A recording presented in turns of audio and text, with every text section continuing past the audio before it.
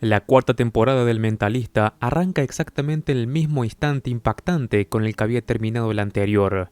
Patrick Jane, con una calma casi inquietante, le dispara a Red John en medio de un centro comercial y como si nada extraordinario hubiera ocurrido, se sienta a terminar su taza de té mientras a su alrededor la gente entra en pánico y huye desesperada. La escena, que debería sentirse como un cierre definitivo, pronto empieza a resquebrajarse cuando la realidad no encaja con lo que todos vieron. El hombre muerto resulta llamarse Timothy Carter, y cuando las autoridades procesan la escena descubren algo desconcertante. No tenía ni arma ni teléfono celular. Esto deja a Jane tan confundido como a cualquiera, porque él mismo y todos los presentes habían visto claramente ambos objetos, además de haber escuchado lo que Carter decía antes de morir. Aún así, Jane se defiende asegurando que alguien debió llevárselos antes de que llegara el equipo forense, una explicación que suena débil, pero que es lo único que tiene por ahora. El resultado es inmediato y contundente. Jane termina preso en la cárcel, acusado de asesinar a un hombre aparentemente inocente, mientras que el resto del equipo es suspendido por haber permitido tanto la muerte de Carter como la de varios agentes en el proceso. Bertram, lejos de intentar protegerlos, parece dispuesto a dejarlos caer y sin demasiadas objeciones. Encerrado y enfrentando cargos graves, Jane decide representarse a sí mismo. Acepta que le fijen una fianza exorbitante de $1 millón, no tanto porque pueda pagarla en ese momento, sino porque necesita tiempo para pensar, para ordenar las piezas de un rompecabezas que claramente no encaja. Mientras tanto, Lisbon, que sigue herida, se entera de la situación y abandona el hospital antes de recibir la alta médica, impulsada por esa necesidad de verlo y entender qué está pasando realmente. Puede que en el fondo haya asumido que lo hecho ya no tiene vuelta atrás y que lo único que queda es intentar sacar a Jane y al resto del equipo del desastre en el que se han metido. Cuando finalmente se encuentran, Jane no parece preocupado por su situación legal ni por la magnitud de lo ocurrido. De hecho, lo único que menciona con ligereza es que le gustaría un muffin de arándanos, un pequeño detalle que remite a un episodio anterior y que contrasta con la gravedad del momento. Aún así, el equipo no pierde tiempo. A pesar de la suspensión, se reúnen para analizar el caso y buscar cualquier indicio que pueda demostrar que Carter no era quien aparentaba ser. La sensación general es algo que no cuadra, que hay piezas ocultas y que la verdad está deliberadamente enterrada. Moviéndose al margen de los procedimientos legales, Cho y Rigsby logran conseguir la grabación de seguridad del centro comercial sin una orden judicial, asumiendo el riesgo con tal de avanzar. Al mismo tiempo, Lisbon y Van Pelt visitan a Sally Carter, la viuda, en una conversación que rápidamente se vuelve tensa y casi confrontativa, cargada de sospechas y emociones contenidas. Sin embargo, todo empieza a tomar forma cuando revisan el video. Antes de que llegaran las autoridades, dos personas se acercaron al cuerpo. La primera es una barista morena que simplemente intentó comprobar si el hombre seguía con vida, pero su testimonio resulta clave porque lo dirige hacia la segunda persona, un guardia de seguridad llamado Ron Dodge, quien curiosamente no se presentó a trabajar ese día. La pista se vuelve aún más inquietante cuando descubren que Dodge aparece vinculado previamente al centro Visualize, lo que sugiere conexiones más profundas de lo que parecía en un principio. Y cuando finalmente lo encuentran, la situación deja de ser ambigua. Está muerto, electrocutado en una bañera, en lo que claramente es un asesinato destinado a silenciarlo. A medida que profundizan, surge otro dato perturbador. El rastro documental de Timothy Carter apenas se remonta 5 años atrás, como si su identidad hubiera sido construida recientemente. Todo apunta a una red de mentiras cuidadosamente elaboradas, lo que refuerza la sospecha de que Patrick Jane pudo haber estado persiguiendo a la persona equivocada, o quizás a alguien que solo era una pieza dentro de algo mucho más grande. Mientras todo esto ocurre afuera, Jane convierte su estancia en prisión en otro de sus escenarios de manipulación. Lejos de mostrarse abatido, empieza a moverse con la misma soltura de siempre, observando, leyendo a las personas que lo rodean y encontrando oportunidades donde otros solo verían encierro. No tarda en integrarse a un juego de póker de altas apuestas entre los reclusos, Un entorno donde su habilidad para detectar gestos, inseguridades y patrones se vuelve especialmente valiosa. Pero no se limita a leer a los demás, también es capaz de construir su propia máscara, de fingir señales falsas y guiar las decisiones de sus oponentes sin que se den cuenta. Con esa combinación de percepción y engaño, termina ganando exactamente lo que necesita, la plata suficiente para cubrir su fianza de $1.000.000. Una vez fuera, lejos de actuar con cautela, Jane decide atacar el problema desde el ángulo completamente distinto, uno mucho más personal. Está convencido de que la clave está en Sally Carter y que la mejor forma de hacerla cometer un error es incomodarla, sacarla de su aparente perfección. Por eso aparece en el velorio de Timothy Carter, llevando consigo algunos de los elementos personales del difunto, irrumpiendo un momento íntimo con una mezcla de descaro y aparente resentimiento. Su actitud es cuidadosamente calculada. Se muestra vulnerable, incluso afectado por la posibilidad de haber matado a un hombre inocente, lo suficientemente convincente como para desarmar momentáneamente a Sally. La mujer, que hasta ese momento se había mantenido fría y controlada, lo deja entrar en su propiedad. Le ofrece té. Intenta sostener esa fachada de esposa perfecta, casi artificial, como si todo estuviera bajo control.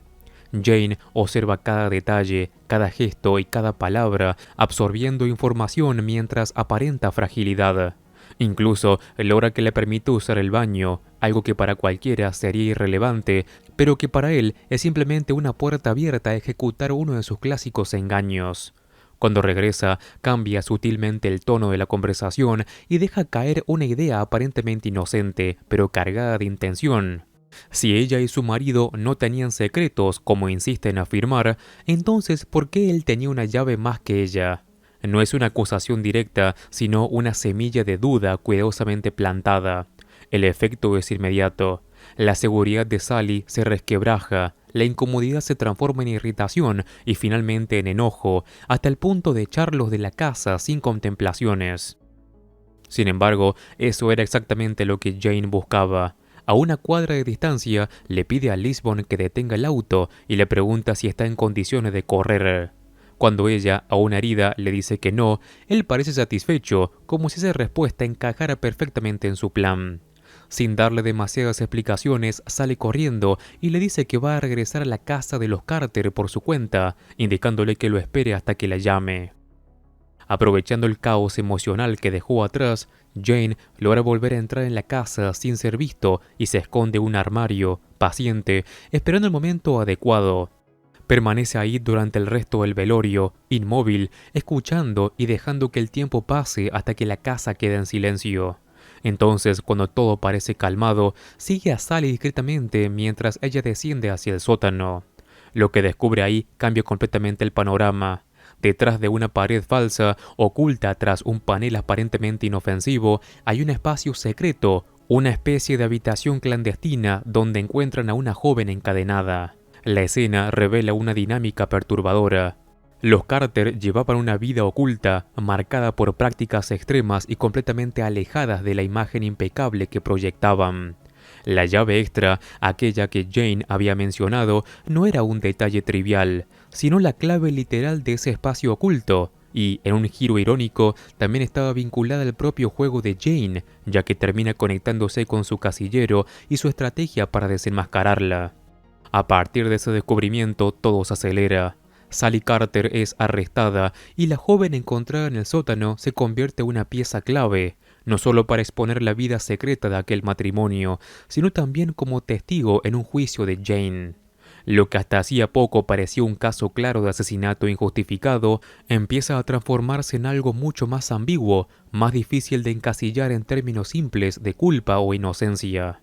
Incluso Bertram, que había estado dispuesto a dejar que Jane cargara con todo el peso de las consecuencias, no puede ocultar cierta decepción al ver cómo la situación comienza a inclinarse a favor de él. El juicio se desarrolla con rapidez, casi de manera anticlimática, en comparación con la intensidad de todo lo que lo precedió. La joven testifica y deja claro que Timothy Carter nunca admitió ser Red John, ni siquiera en privado, y que Sally tampoco dijo nada que lo confirmara. En teoría, eso debería ser suficiente para debilitar por completo la defensa de Jane, porque elimina la única justificación real para haber disparado. Sin embargo, cuando llega el momento de hacer su alegato final, Jane no se apoya en pruebas concretas ni en certezas absolutas, sino en algo mucho más emocional y personal.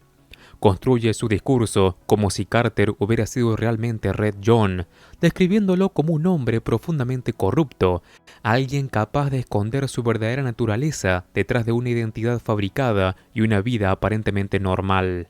No intenta demostrarlo de manera objetiva, sino que lo presenta como una verdad que él siente, como la culminación de una búsqueda que ha definido su vida de la pérdida de su esposa y su hija. En lugar de arrepentirse, deja entrever que, correcto o no, volvería a hacer lo mismo, porque para él no se trataba solo de justicia, sino de cerrar una herida que nunca había dejado de sangrar. Esa mezcla de convicción, dolor y honestidad emocional termina inclinando la balanza.